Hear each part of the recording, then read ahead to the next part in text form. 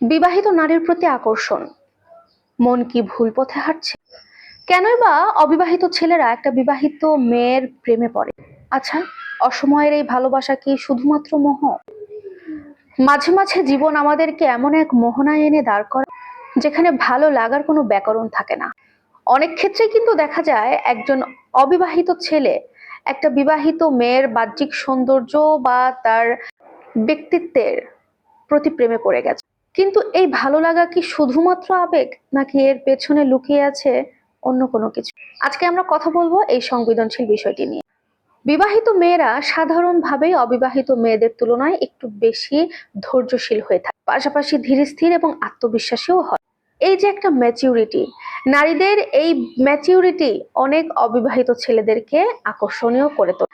বিবাহিত নারীদের ভেতরে এক ধরনের যত্নশীল একটা স্বভাব থাকে, যেটা ছেলেরা খুব করে পেতে চায়। আর এই স্বভাবটা, যত্নশীল যে ব্যাপার, এই স্বভাবটা কিন্তু অনেক ছেলের মনে আকর্ষণ তৈরি করে। মনস্তাত্ত্বিক ভাবে একটা ব্যাপার আছে, জানেন তো?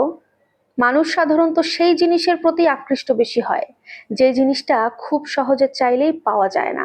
এই যে পাওয়া যায় না, একটা অপ্রাপ্যতা, এই অপ্রাপ্যতা অনেক সময় অনেক পুরুষের মনে একটা জেদ তৈরি করে থাকে। তবে শুধু একদিকে আকর্ষণ হচ্ছে, ভালো লাগছে, এই দিকে চিন্তা করলেই হবে না।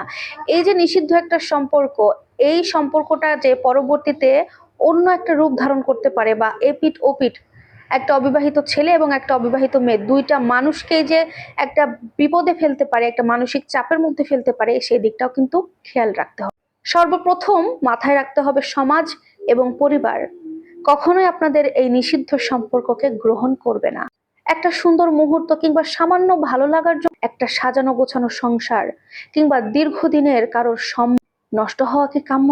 কি মনে হয় আপনাদের? তবে মজার ব্যাপার কি জানেন, প্রথম দিকে এই নিষিদ্ধ সম্পর্কে যতটা আকর্ষণ, যতটা মায়া, ভালো লাগা, ভালোবাসা থাকে, যত দিন যেতে থাকে ধীরে ধীরে ওই সম্পর্কের মধ্যে আকর্ষণ, মায়া, মমতা সবকিছুই কিন্তু কমতে থাকে।